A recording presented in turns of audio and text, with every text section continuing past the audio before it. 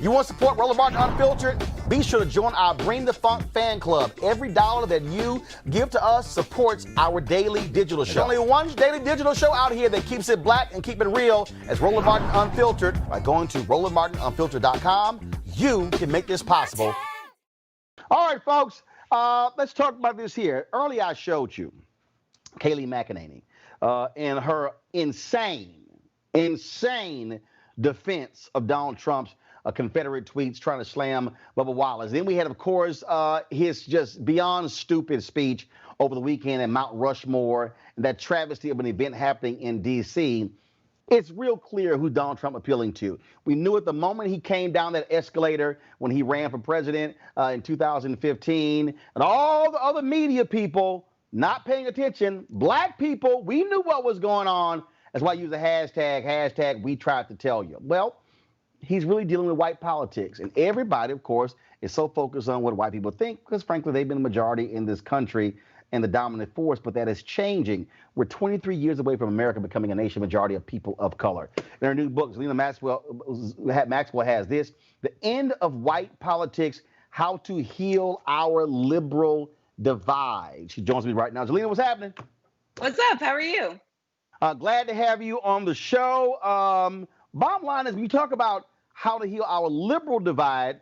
So are you really dealing with white politics on the liberal side or white politics overall? I think, I'm a Democrat. I've worked for Democratic presidential campaigns. So I think, I was focused on the Democratic side, but that doesn't mean that I ignore Republicans because they are looking at the same data that I was looking at. So when Pew Research is projecting that America will be a minority white nation by 2045, Republicans are hearing that data as well. And since their voters are mostly white, they are trying to suppress the vote of those people of color that are the majorities in many critical states. And they're trying to ensure minority rule planning for that moment when people of color are the majority. So I don't ignore the Republicans, but I focus on Democrats because I think that they're playing a white politics when the base of the Democratic Party is not white. And so it is completely ridiculous that in 2020, heading into this election against Donald Trump again, we did not seem to learn the correct message from the 2016 Electoral College defeat.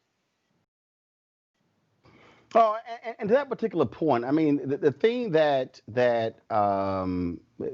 gets me is like, look, I totally get it. Like, it amazed me, like the whole talk. Hey, Senator Amy Klobuchar should be a great pick because she can really help us in the Midwest. And I'm going, but I thought that's why Biden was supposed to be the guy because he was white and he's supposed to get the people in Scranton and in Wisconsin and Michigan. And I keep making this point that, look, Democrats cannot continue to act like black people are political sharecroppers.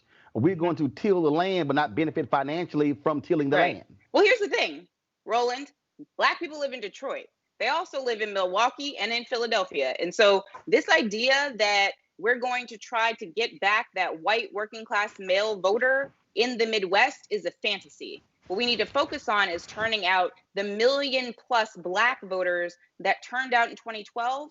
And then for whatever reason, whether it was voter suppression or whatever else, they didn't show up in 2016. Additionally, I think we have to focus on turning out even more than that, because I think that there's really just a lack of concentrated focus and investment in communities to help build out the Democratic Party infrastructure so that we can actually turn out the vote, and respond to issues as they come up. We go at the end of the election cycle that weekend before to ask people to GOTV without giving them substantive reasons to vote. Well, part of that, and let's just go ahead and be clear, part of that is because when you talk about these campaigns, you have candidates who get it, but your campaign apparatus, a bunch of white folks. And so let's just be real clear. Look, we can go ahead and say it. In 2016, you were on the Hillary Clinton campaign. Jamil Burley was on the campaign. Here were black people who, before they got on the campaign, I could get on my show without any problem. Y'all get on the campaign, and I can't get y'all on the show. And y'all are sitting there on the inside saying, hey, white people, we're here to do shows like this, and they made it difficult. It was the craziest thing I've ever seen in my life. And y'all sitting there like, I would love to do it, but the white folks over here, they got other ideas. Yeah, that was a really frustrating thing about 2016. I think, when you're talking about a presidential campaign, it's such a large bureaucracy that there's so many different levels of approval, from you asking me to come on and me actually being allowed to come on. I think I did come on a couple of times, but it definitely was something where it had to go through that levels of approvals before it could actually happen. What I'm trying to say in this book is there shouldn't need to be levels of approval to have black staff. First of all, to have the black staff that's necessary. Now, in 2020, compared to 2016, Biden is woefully insufficient in terms of black women he's hired, black people he's hired. And so he has work to do there. But in 2016, there was black women all over the place, all around me on the Hillary Clinton campaign. And part of the problem was I felt like we were not then publicly facing. And so people had no insight that there were more black women on Hillary's campaign than any campaign in American history. And I think that that would have been helpful to at least allow people to have a more open mind towards Hillary's candidacy and her potential plans for their lives. I think that, if they had seen black women on the inside, I think that we are validators. I think that we're the moral compass. We are the moral center of the Democratic Party, and I think the progressive movement and the nation, frankly, to quote Mignon Moore, she's told me that recently. And so I think that we're the ones that you need on the inside and along your side as you're trying to go and be the president. I mean, you can't win without us. But here's the deal. It wasn't just black women. I mean, I remember trying to get Alvin Brown on my Tom Jonas segment. And here was the craziest thing. And again, what this speaks to is, for me, the problem is that when you look at who's running, who's in control of the money, who's in control of the apparatus. And the bottom line, as you start going up, it gets wider and wider and wider, and male. We were at the Congressional Black Caucus. This is September 2016. I tell Hillary Clinton directly, like we're 3 feet away, saying, I can't get people on. I'm trying to call for your surrogates. And then I'm like, y'all got a problem with black men? Do y'all see what's going on? Can I get I said, who are the black men supporting your campaign? Why aren't you getting them out there? Huma's there, Marlon Marshall's there. And at one point, Huma goes, Secretary, we're going to get it done. She says, get it done. I'm tired of the excuses. And I was like, uh-oh.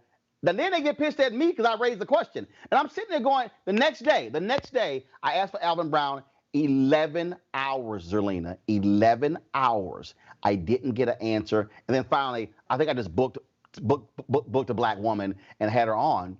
But the issue that we have, that we are always making the point, is that we're frozen out of the apparatus. We're frozen out of the decision making. We're frozen out of the money. And so if you chose to be a black political consultant, you get frozen out of the contracts. Yet white boys over here are pulling down several $1 million repeatedly. That's also part of this problem when you talk about the end of white politics, because they only see themselves and they control the levers of power and money. Yeah, I talk about that in the book. I talk about the white male consulting class in Washington, D.C. and outside of D.C. that work on Democratic campaigns. They go from one to the next.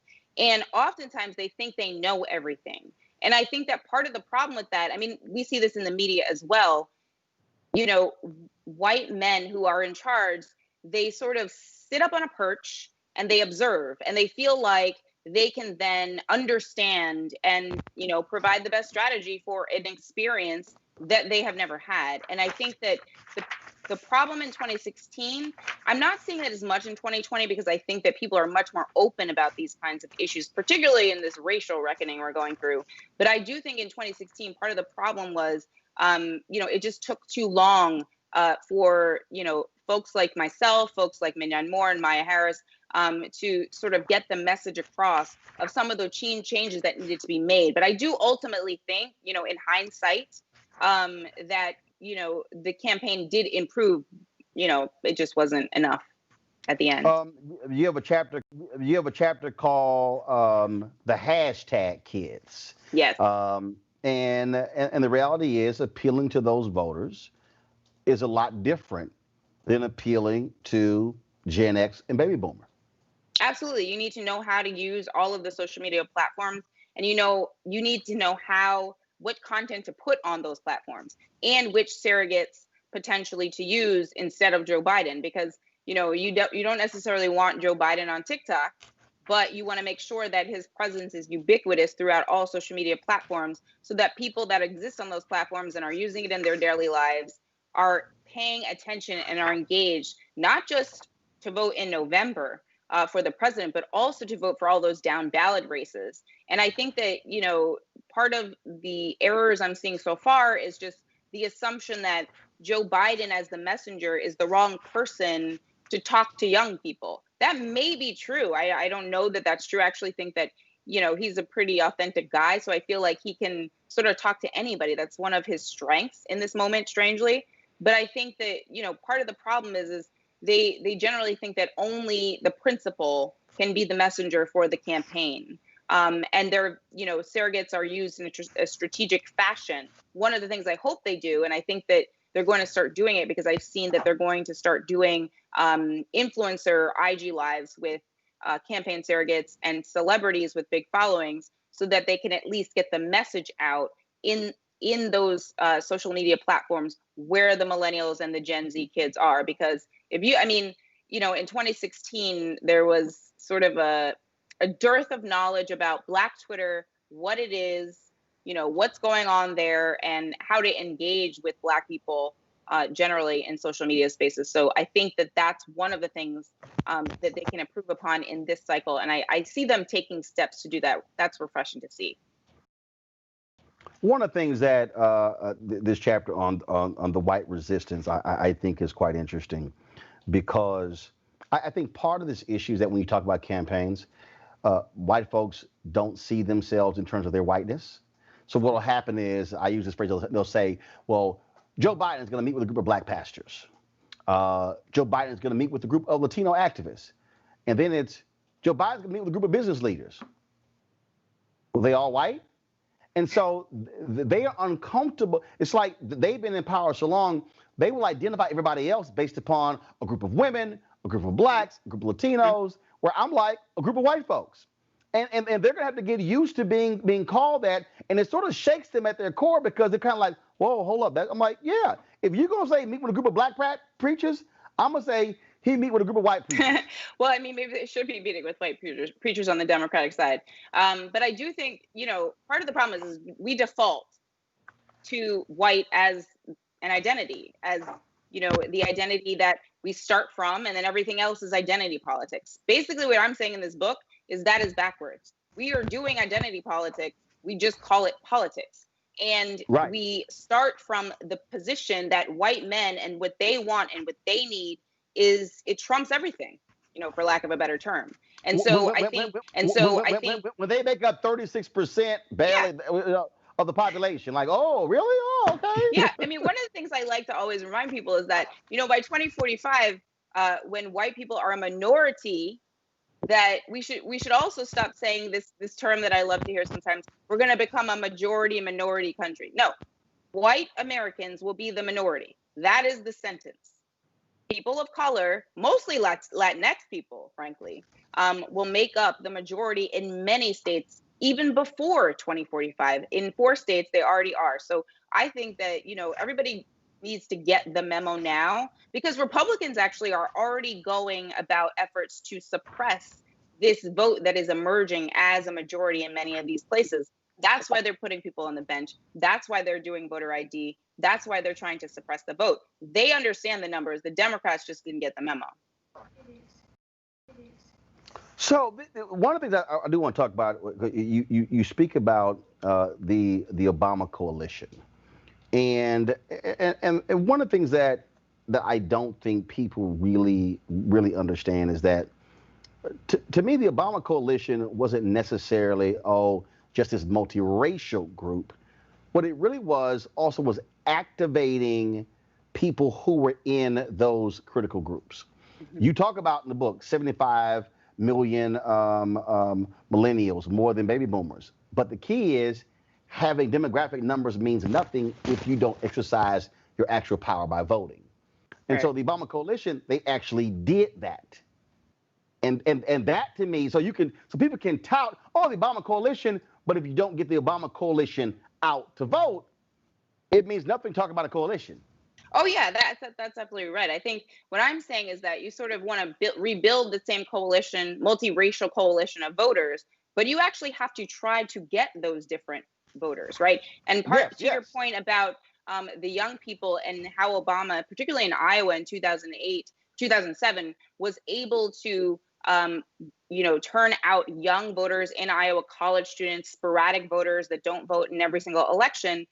He was able to remake the electorate. In this instance, we don't necessarily have to remake anything, but it would be very good to not rely only upon, what pollsters like to define as the likely voter, the voter who voted in the most recent two presidential elections, because there are myriad reasons why somebody would skip an election or miss an election. And so they should still be spoken to by the party infrastructure or the campaign. And so what I'm saying in the Obama coalition chapter is it's one thing to identify who your voters are, but you actually have to try to talk to them. Part of the problem with the way the Democrats go about it is that they literally don't even try.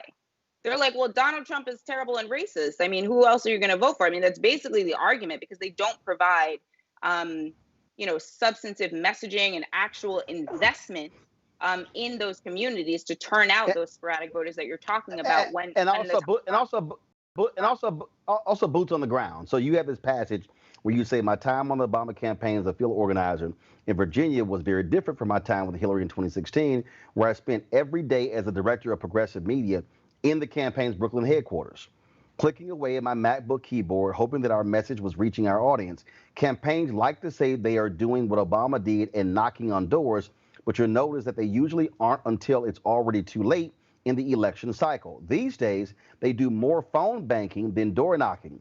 The point of door knocking isn't just to engage voters the last weekend before the election in order to remind them to vote and make sure they know where to go, but to ask them first and foremost, what is it that they need? That's pretty much what Ella Baker always said. You go to the show Sharecroppers and say, what do you care about? And now I then have to speak to you on how my candidate speaks to those issues. That's exactly right. I mean, I think, part of the problem is that they show up too late asking for your vote, but they haven't provided a reason.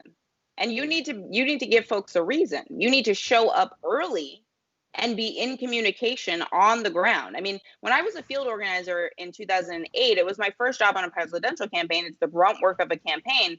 But one of the things I learned is that there were people I was talking to 3 and 4 times. So the third time I'm talking to Judy on the doors, about the first black president, Barack Obama, she may have leaned Republican, but the third time she knows who I am at this point. So part of what Obama did really well, I mean, I was among the type of field organizer that went to a battleground state.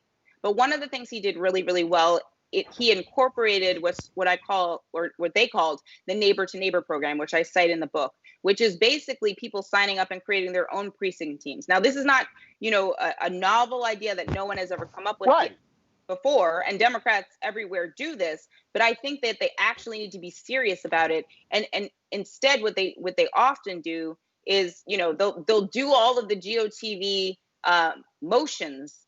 They'll go through the motions.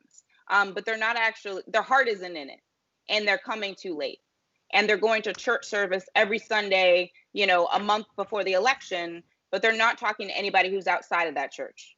And so they need to look at the Black community and brown community as the fulsome and diverse communities they are, and go and speak to them in those actual communities, and stop just going, where you traditionally would assume people are, like a church service.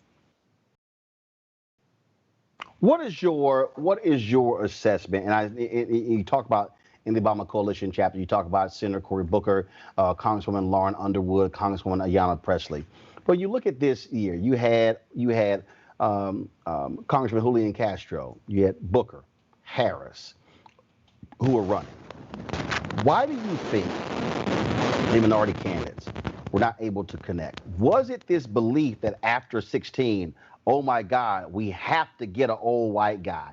And then it became this self-fulfilling prophecy where the only way we can compete, because look, I'll be honest, every time I turned on Morning Joe and you saw stuff on CNN, it was Michael Moore, oh, we got to listen to these people in the Rust Belt. And I'm sitting there going, no, we don't. They need to be listening to some other people as well.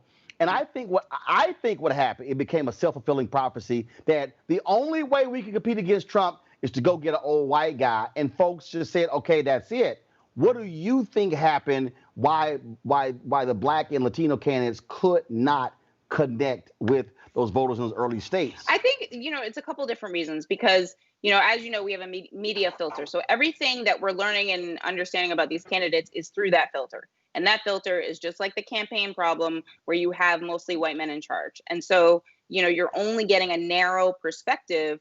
And that's why you saw, for example, more positive coverage about Mayor Pete versus Senator Kamala Harris or Senator Amy Klobuchar or Senator Elizabeth Warren.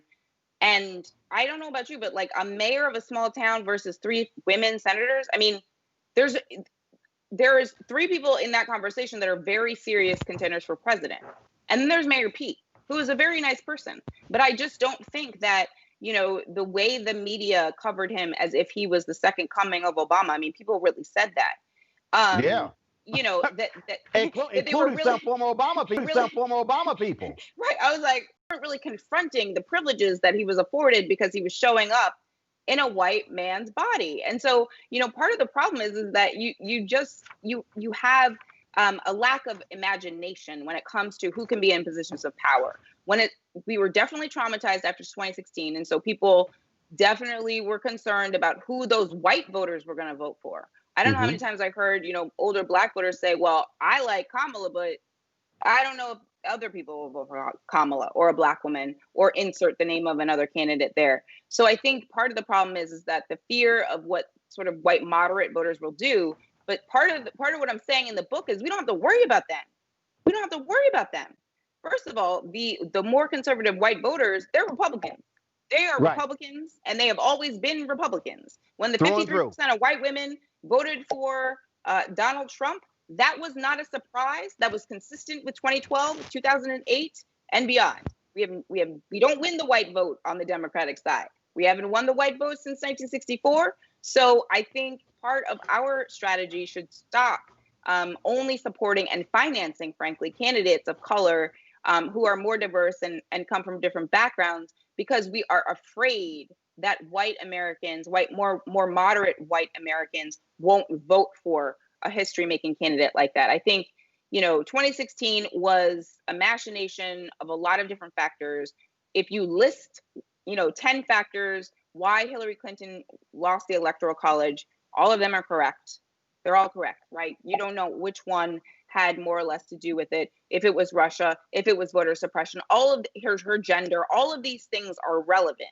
The point is that all of those things are going to be happening going forward. So what are we going to do about the fact that bias exists, sexism exists, racism exists, voter suppression exists? And so now we have to work within the world that we actually live in, but the numbers are actually on our side. So let's actually act like Republicans and get to work with the numbers that are on our side and use them to our advantage, instead of just allowing them to suppress those votes that are, could and potentially help Democrats make Congress different, make the Senate different, and make the White House different.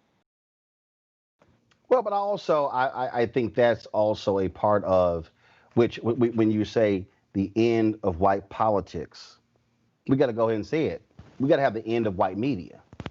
See, I think a huge part of this is frankly who is controlling those shows, who's controlling who are the producers, who are the executives. And so when I use the hashtag, we tried to tell you, black people knew exactly what Trump was going to do. Black people read what Coretta Scott King said about Jeff Sessions. Black people saw Donald Trump for exactly what he was. But I remember sitting there watching Joe Scarborough and Mark, what was his name? The one who got fired. Mark Halperin just sort of dismiss the early story about how Trump treats women. And I watched these other stories, and I'm sitting there and I'm going, do y'all not see what's going on? And I think to your point about how media drives it, you did not have black people who were hosts, who were on shows every day for longer than 5 or 6 minutes. You did not have black executives who could say, we see this thing. So just like when you talk about how we see these things differently in campaigns, we also see these things differently in media. And that's the reason why I think, to your point, why Buttigieg, all of a sudden, oh my God, he's white male and he speaks so great in these different languages. He's gay and all these different things. And black people kind of like, but 150,000 or less people in your city, and now you're going to be the next president? When there was a dude, Wayne Messam, who actually was the mayor of a larger city in Florida, who got no attention whatsoever. I think media is a huge part of this too. I do think the media plays a role. I definitely address that in the book. I do think that, the sexism and the racism and those biases that I'm talking about in terms of campaign staff, I mean, I've existed on both sides. So I can see both of the biases at play, whether I'm, in a TV segment or whether or not I was working on the campaign. And some, most of it is not malicious. It's literally blind spots that people have because they only have one lived experience. And of course, just because you live one life and you're exposed to a lot of different other people, it doesn't mean you can speak for the Black experience, or how to cover appropriately the Black experience. And I think that, one of the things that's been revealed in this moment is that the surprise after George Floyd's murder of the protests and everybody sort of going outside in the middle of a pandemic, understanding, what was really truly at stake, the surprise would not have happened if you had Black and brown staffers and also media folks working within these organizations, because they would have told you many months ago what was going to happen. You would have had an eye to what was going on the ground, because you would have had some people in the meeting. I mean, my big thing is I don't want to be the only Black person in a meeting anymore. It is 2020. Right. We're moving towards a minority white nation. You want to be like Beyonce when she went to the meeting with Reebok. It's kind of like, no, yeah. I'm out. Nobody look like me. I'm out. I mean, that means how could they actually understand you as a Black person if there is no one present who is Black? I mean, I just think that all white spaces, I don't understand them, because I just feel like every space that I've ever been in that was like fulsome and actually vibrant, it was diverse. It was inclusive. It had people from all around. And if you have just one kind of person, flavor. Yeah, it's like, yeah, it's like flavor. White people are still having all white anything. I think that if you find yourself in an all white meeting or all white space, you need to ask why. You need to raise your hand in that meeting and be like, why is this meeting all white? Because that is a problem within whatever organization you're working in. All right, then. Hey, final question. I know they haven't announced it. All this talk. Joanne Reed's supposed to get a 7 p.m. show, whatever the heck. Might be opening on the weekend. You want it? You want to be a television show host? I will do anything when they present me an opportunity. I just do. I don't have a plan. I mean, I think the book was a part of a plan. But if they ask me to host, yes, I'll host. Of course, and I'll be amazing. Well, make sure you get top shelf money too. That's also key. That's also key. They want us to host, but they don't want us to host for top shelf money. I'm just saying. All right, y'all, the book. Absolutely. Y'all, the book is called The End of White Politics: How to Heal Our Liberal Divide. Zerlina Maxwell. Zerlina, we certainly appreciate it. Thanks a lot. Folks, Thank back to you. our Roland Martin Unfiltered video in just one moment.